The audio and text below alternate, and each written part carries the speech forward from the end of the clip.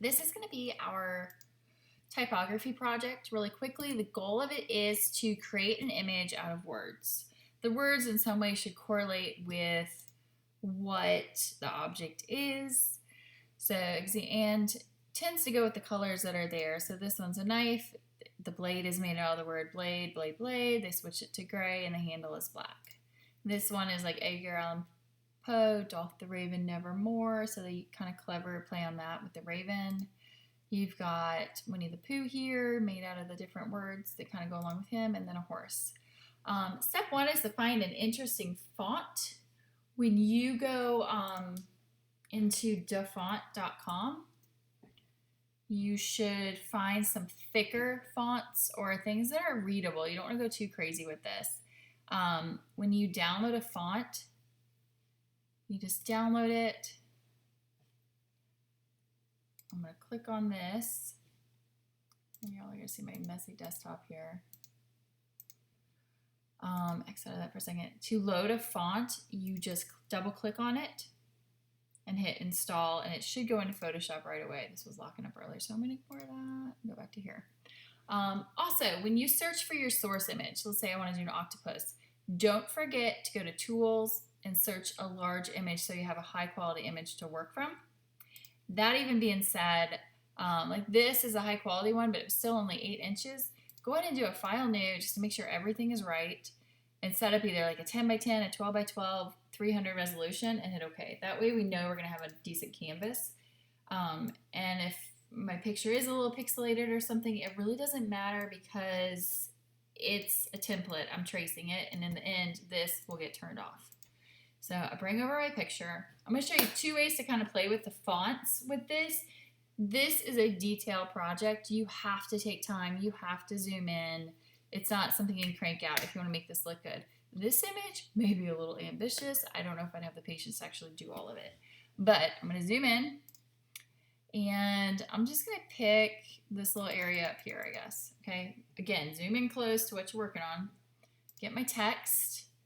I'm going to use, I guess this hobo. That looks kind of cool. So I'm going to kind of trace out. I'm trying to see where this pink is right here. I'm going to fill in that area. So in that area, I'm just going to type ocean. I'd already kind of matched this color earlier, but you'd want to highlight it. Go up to your color area and pick a color that you want it to be. That looks good. I'm going to go ahead and before I do anything else, I'm going to rotate this a little bit. Again, my goal is to kind of match this along this line right here. So I rotated that. You're going to do what's called rasterizing your layer. That simply means right now it's a text. I'm going to turn it into a picture. That's the simplest way to think about it. So I'm going to right click on my layer and rasterize. Once you do that, you can manipulate this. If you click like you're going to transform it, so I could change the scale of it, it has to be in active mode like that. You can't just right click to get this. You right click and go to warp. Warp is really cool as long as you can't do it too grand or it's going to skew it and make it blurry. But I can click right here and pull down that O. I can pull up the C and then I can go back and play with the O and kind of tug along to make this ocean fit where I want it to fit. I can pull this back down a little bit. And then you don't forget about the bottom of your words, pull them just a little bit so that they kind of go in there too. So there's ocean following this line right here. That's important. So that's one way that you can squeeze in things. As I do this, sometimes you can cheat some. I can drag ocean down here. I've got it right here. Maybe I want to change the color. I need to make it match maybe this green.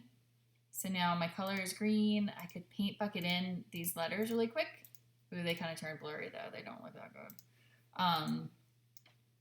And then, okay, so if I don't go into active mode, I want to show you what this does. I right click. I don't get the choice to warp it. So again, you have to click like you're going to transform it.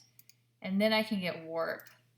And then I could pull this up into the other one. I don't want it completely touching.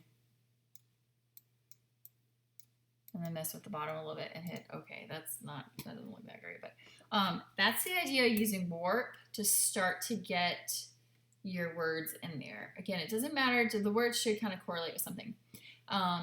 Okay, so let's say don't do what I'm about to show you in a detail area. This is big background stuff, okay? I'm gonna go in, I've got to do the water. I'm gonna find me a really cool big font. I like this one, this Ellipse Demo. I got this off of DeFont. If you really like it too, you can use it later. It's messy and it tends to like overlap itself really cool. So I'm just gonna type out water and then water. I'm gonna highlight, actually I'll leave this so you can see it instead of making it blue. I'm gonna scoot it down right here. Zoom in so you can see what I'm doing. This is very simple. This will make sense real quick.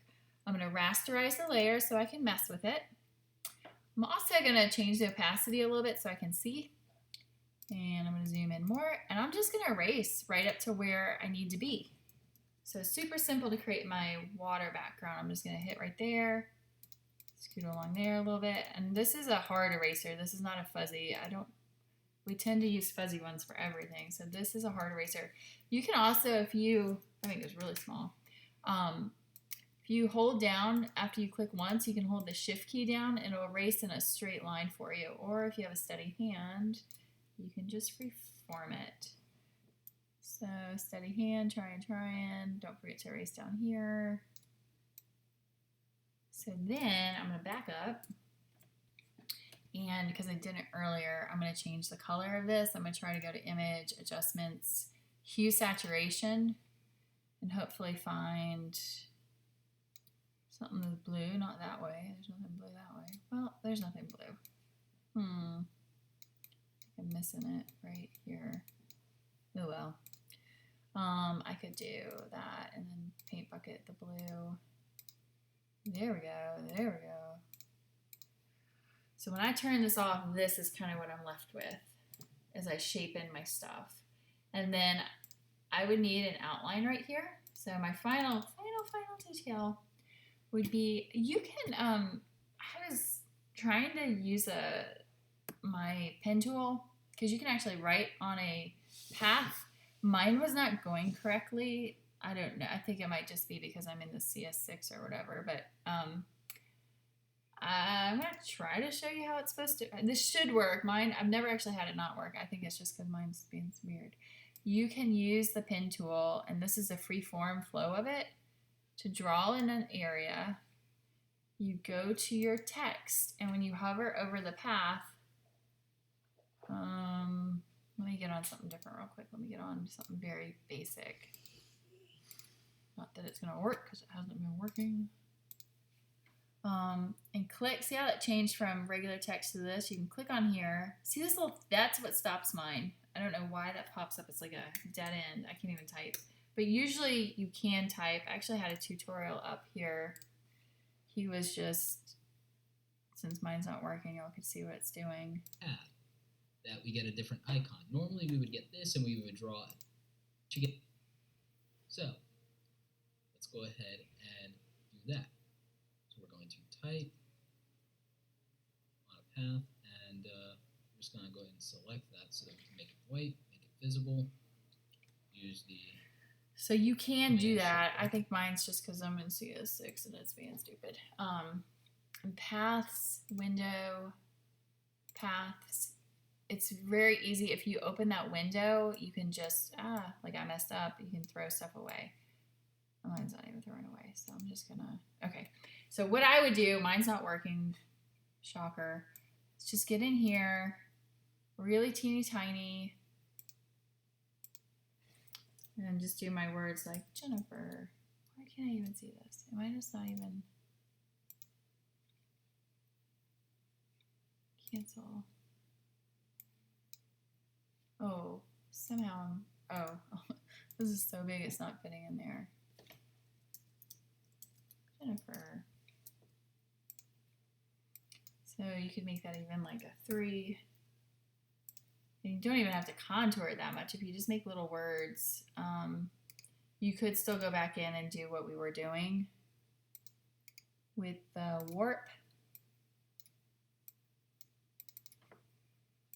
Totally, that would take a while. So there would be, and if I was going to do this, I would probably, this is where I would cheat. Ooh, what did that do? Oops. I want to duplicate this And then I could move it along, rotate it to make my outline. Move it along. And so you don't go crazy with this kind of thing in the end, because you're going to get a ton of layers going on here. As you get something that looks good, do that Command E or Window E on the black keyboards that some of you guys have. That way you don't get 1,000 layers going on. So this eventually would become my octopus. Do not pick a picture as complicated as what I picked. Again, your end goal is to create an image out of words. All right, that's the typography project.